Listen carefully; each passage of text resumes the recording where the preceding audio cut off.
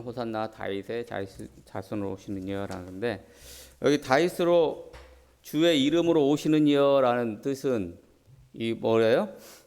메시아를 말하는 거예요. 메시아. 그 당시에는 그 모든 이스라엘 백성들이 메시아 대망 사상이 있다고 그랬잖아요. 메시아 대망 사상. 근데 왜 그토록 그 메시아를 기다렸을까요? 이스라엘 민족들은 그 당시의 시대적 상황은 종교적으로는 메시아를 죽여버릴 정도로 본질을 잃어버렸다라는 거예요.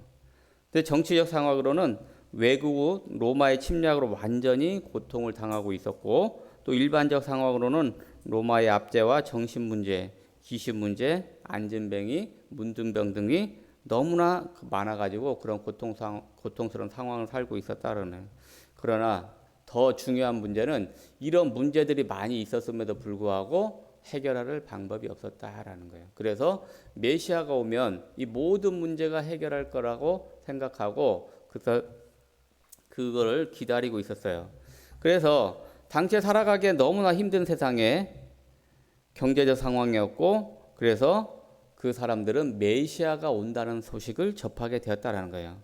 그래서 예수라는 사람이 메시아로 왔대. 그분은 많은 사람들을 치유하고 귀신도 쫓아내고 벙어리도 고치고 눈먼 자도 고치며 안진뱅이도 일어난다라는 그런 소문이 계속해서 퍼졌는데, 그분이 진짜 이제 예루살렘으로 온다는 거예요. 그래서 우린 지금 어떻게 해요? 호산나를 부르면서 환영하고 있는 상황인데, 그 당시에 시대적 배경이 이런데 예수님이 예루살렘으로 그런 오는 상황은 굉장히 의미가 크다고 합니다. 그게 뭐냐? 첫 번째로 기독교 신앙에서 매우 중요한 사건 중 하나가 이 예루살렘에 입성하는 건데, 그 단순한 역사적 사건이 아니라 예수님의 사역과 그 정체성을 드러나는 그런 상징적 의미를 가지고 있다라는 거예요. 그래서 예수님이 메시아로서 사명을 수행하기 위하여 중요한 단계로 볼 수 있는데, 여기에 보면은 2절에 보면 너희는 맞은편 마을로 가라. 그리로 들어가면 곧 아직 아무도 타보지 않은 나귀 새끼가 매어 있는 것을 보리니 풀어 끌고 오라라고 말씀하고 있어요. 누구한테 말하고 있어요? 제자들에게. 그 당시에 나귀는 굉장히 쓸모가 있는 거죠. 저 어렸을 때 시골에 가면 꼭 가정에 한 마리, 소 한 마리 이상을 꼭 키웠거든요. 근데 거기서 쟁기도 쓰고 밭을 하고, 또 소 달구지로 이용하기도 하고, 또 그 똥은 또 그 거름으로 굉장히 그런 가치가 있고, 또 그렇게 하는 먹을거리가 되기도 하고, 하여간 이 소나 지금 그 당시에 나귀는 재산의 그런 가치를 발산. 두 마리 키우는 사람도 있고, 지금도 제 시골에 가면 제 조카가 소를 키우는데 한 굉장히 100마리 이상 키우고 있어서 우사에 보면은. 네, 송아지를 낳으면 굉장히 돈이 되죠. 몇백씩 받으니까. 그래서 한 마리에 두 마리 나는 건 굉장히 호재라고 하더라고요. 그렇게 키워서 어느 정도 있으면 팔고, 이렇게 정도로 나귀와 소는 어마어마한 그 부의 상징이기도 하고 그런 건데, 지금 예수님은 제자들에게 지금 말씀하고 있죠. 가서 풀어오라. 그러면 어떻게 보면 남의 재산을 가서 훔치는 거랑 똑같은 거잖아요. 나귀를 풀어오라고 하니까. 지금 우리 교회가 돈이 부족하니까 어디 가서 좀 가져가. 근데 그것은 주인이 있어요, 없어요? 그 나귀는 지금 주인이 있었잖아요. 우리는 선뜻 말씀에 순종할 수 있었을까요? 이런 걸 이게 종합적인 상황을 파악하면 주인이 없는 것도 아니고 가서 잡아오는 것도 아니고 있었던 것을 매여 있는 것을 끌고 오는 것, 사람들이 많은 와중에. 그런데 이 제자들은 순종했다라는 거예요. 순종했다. 예수님 말씀에 순종했다라는 거예요. 순종하고 복종은 다르는데 그냥 말씀에 순종했다. 그래서 진짜 가니까, 그런데 그 가면 이런 말을 하실 거다. 그러면 너는 이렇게 대답해라.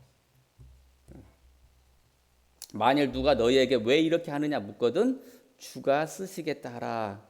그리하면 즉시 이리로 보내리라. 진짜 갔더니 어떻게 해요?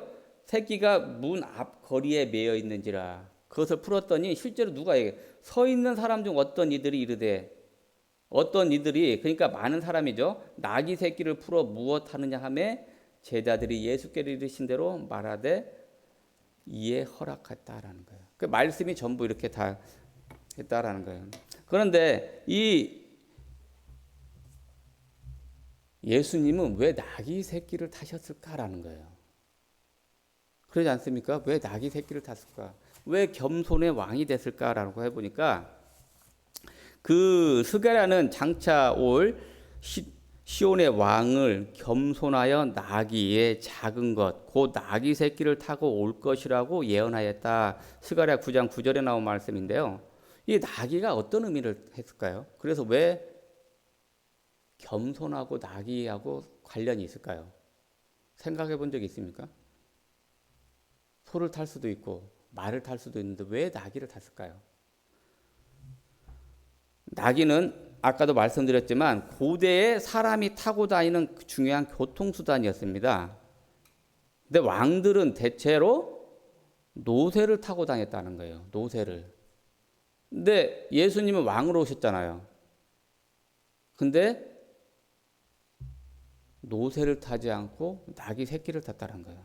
그러니까 왕들은 대체로 노새를 타고 다니는 데 비해 일반 평민은 나귀를 타고 다녔다는 거예요. 그러니까 우리가 생각에는 왕으로 오신 예수님이 노새를 타는 게 맞는데 일반 사람과 똑같은 나귀를 타고 왔다는 그 자체가 겸손이라는 겁니다. 시온에 오시는 왕은 노새가 아니라 나귀 새끼를 타고 온다는 것. 왜 나귀 새끼를 타고 올까? 나귀 새끼가 겸손과 평화를 상징하는 동물이었다라는 거예요. 그 당시에는. 그러므로 나귀 새끼를 타고 온다는 것은 겸손의 왕으로 상징적으로 보여주는 것이다라는 거예요. 그래서 스가랴 예언대로 만왕의 왕이신 예수 그리스도는 예루살렘에 들어가실 때 나귀를 타셨다라고 말씀하고 있어요. 그게 전부 겸손과 평화의 왕을 나타내주는 그런 상징적 의미다. 그래서 결론적으로 그게 전부 이루어졌다라는 거예요. 그래서 이미 이런 것을 전부 종합적으로 볼 때 시대적 상황이나 모든 것을 볼 때 예수님이 그리스도로 맞고 메시아 대망상에 맞춰서 저분이 정말 오셨는데 겸손의 왕으로 오셨다라고. 그래서 모든 사람들이 어떻게 했습니까? 겉옷을 벗어서 길에 깔고 안장에 앉았다라고 했습니다. 그 겉옷은 계속해서 말씀드렸지만 자기 신분의 상징이라고 그랬잖아요. 이 모든 것을 벗어던지고 내버려 두고 바디메오가 자기 눈을 뜰 때 자기 모든 체면을 버려두고 옷을 벗었다는 것에 모든 것을 자기 신분을 포기하고 그분을 따랐다는 거예요. 우리는 그렇게 할 수 있습니까? 모든 것을 내버려두고 자기 신분을 포기하고 제 가진 것을 포기하고 우리가 가진 것보다 더 큰 가치가 있는 예수님이 지금 오시는 데 만나러 갔다. 역사적 사실이다. 그거를 깨달으니까 사람들이 거기에 갔다라는 거예요. 그냥 갔냐? 자기의 모든 것을 버려두고 역사적 사건, 기념비적 인생이 바뀔 만한. 2002년 월드컵 때 제가 저기 노량진에 수험 생활하고 있었는데 그때는 이제 2001년에 이제 2000년 10월 30일 어제 날짜죠. 제가 처음으로 이제 시골에서 서울로 입성을 했어요.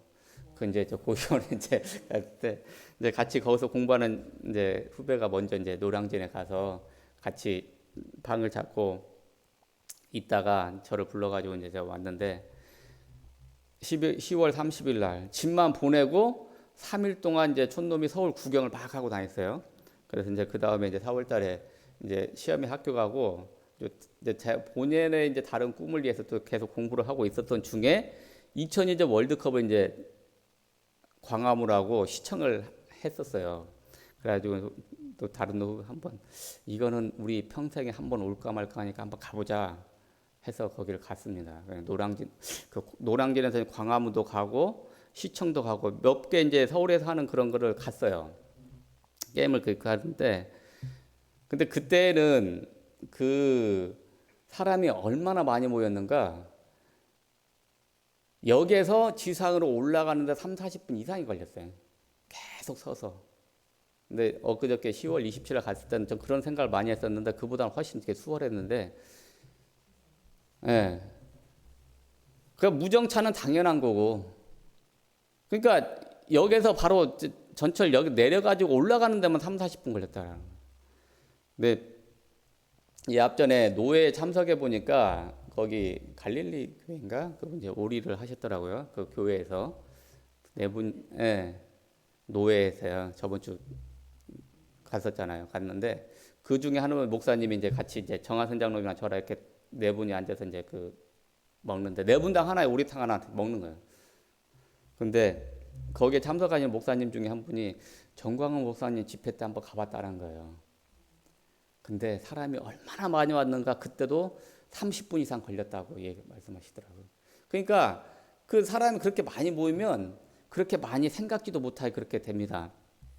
그래서 우리가 한번 기념 한번 해보자. 그 월드컵 이런 것도 거기 가서 기념하는 판에 이 인생 문제가 해결되는 예수님이 오는 데 같다라는 거예요. 일단은 그런 예수님이 그 구약에서 말씀하신 예수님이 정말 메시아라고 알아보는 것 자체, 또 거기서 가려고 판단하고 또 실제로 행하는 그런 것들이 이미 복받을 만한 그런 중심을 가지고 있었다라는 거예요. 그래서 우리는 또 거기서 모든 것을 버려두고 갔다. 신분을 퍼고. 거기는 겉옷 하나 벗었다고 했잖아요. 저 같은 선뜻 벗지 못할 거다. 왜 막 벗으면 겉에는 까이면 막 배 같은 거 나오고 막 그 갈비 나오고 이런 것을 다른 사람한테 보여줘야 되잖아. 얼굴은 멀쩡한데 속은 밑에는 별로 이렇게 다른 사람에게 드러내고 싶지 않은 치부라고. 근데 그런 걸 다 생각하지 않고 버려두고 예수님을 따랐다라는 거예요. 그래서 뭐라고 했냐? 그분은 그리스도다. 당신은 그리스도가 맞다. 당신은 나의 왕이다. 그런데 노새를 탄 세상적인 임금이 아니라 겸손한 나귀를 타고 오신 왕이다라는 거예요.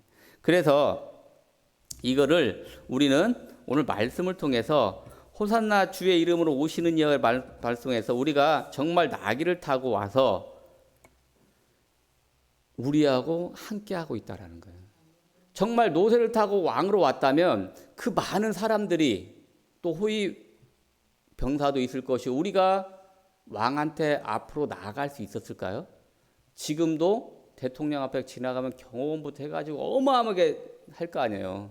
나갈 수가 없을 거예요. 그때도 마찬가지일 거예요. 그런데 나귀를 타고 평범한 오시면 누구나 나가서 예수님을 만나서 인생 문제가 해결되는 그러한 상황이라는 거예요.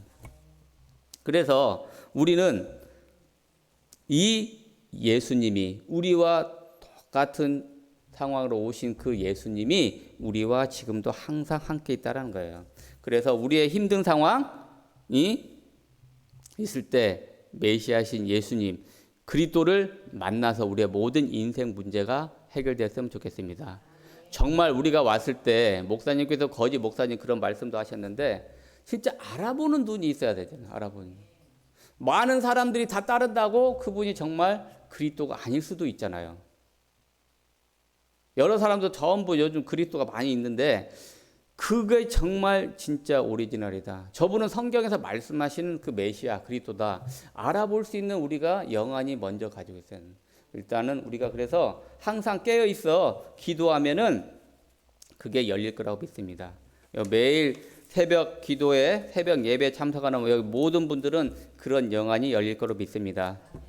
그래서 어떤 상황에서도 저분을 따르고 저분이 정말 내 인생의 주인으로 오신다면 내가 그분을 만난다면 내 인생 문제가 모든 문제가 해결된다. 그런 믿음으로 오늘 또 승리하는 하루가 되었으면 좋겠습니다. 우리는 이미 그분을 만났습니다. 우리는 이미 승리했어요. 이제 우리 모든 것을 버려두고 그분을 위해서 그분과 함께 하나님 나라 확장을 해서 쓰임받는 일꾼이 되었으면 좋겠습니다. 기도하겠습니다. 하나님, 오늘 우리는 이미 예수님을 우리 마음속에 주인 삼고 성경에서 말씀하신 그 예수님을 만났습니다. 그러나 아직도 우리 인생 문제가 해결되지 못한 부분이 있습니다. 오늘 해결되게 하여 주옵소서. 우리 삶 속에서 사실적으로 나타나고 누리게 하여 주옵소서. 그래서 호산나 다윗의 자손으로 오시는 이처럼 말씀하신 그 이스라엘 백성처럼 우리도 하나님께 영광 돌리는 삶이 되게 하여 주옵소서. 그리스도의 빛을 발하게 하시고 그 빛 가운데 하나님께서 예비하신 참된 제자를 만나는 은혜가 있게 하여 주옵소서. 예수 그리스도 이름으로 감사하며 기도합니다. 아멘.